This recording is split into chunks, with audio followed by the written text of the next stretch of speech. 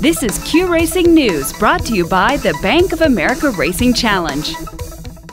The New Mexico Racing Commission on Saturday handed down a $40,000 fine and 16-year suspension to trainer John Steinbaugh after 4 horses in his care tested positive for sildenafil, also known by its brand name Viagra.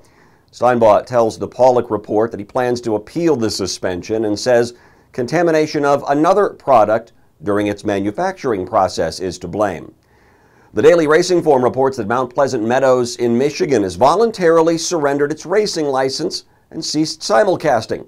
Mount Pleasant Meadows has been the primary home for American quarter horse racing in the state for many years. A release from the Michigan Gaming Control Board says the track's ownership group will maintain their track license with the hope of securing new funding and resuming live racing. Los Alamitos Racecourse Sunday night handed out its first automatic berth to the 2014 Champion of Champions in the Grade 1 Los Al Winter Championship. Prior to this weekend, only a single mare, Corona Cool, had ever won the race. Keep your eyes on Nellie Delaney, owned by Jay Garvin Kelly and Nancy Yearsley. She and rider Raul Valenzuela would take advantage of a great start and dominate an impressive field.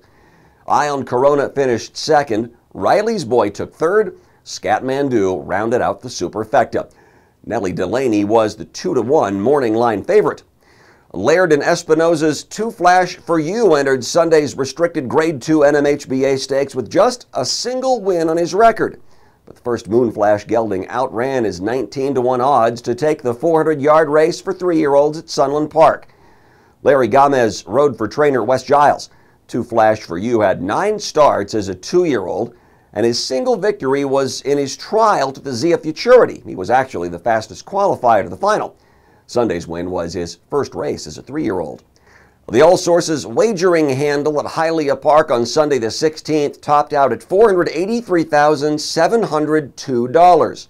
It's a new single-day high for American quarter horse racing in South Florida. In fact, it beat the previous high by $78,000. Director of Simulcasting Peter Aiello says that day's card was particularly competitive. They've done a good job at establishing brand identity at TVG, and they took advantage of several cancellations on the East Coast that day.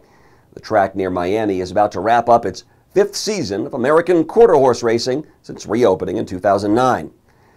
The Oklahoma Quarter Horse Racing Association honored its 2013 champions this week. Many equine awards were handed out. Too many to list here, so we'll take a look at the human awards.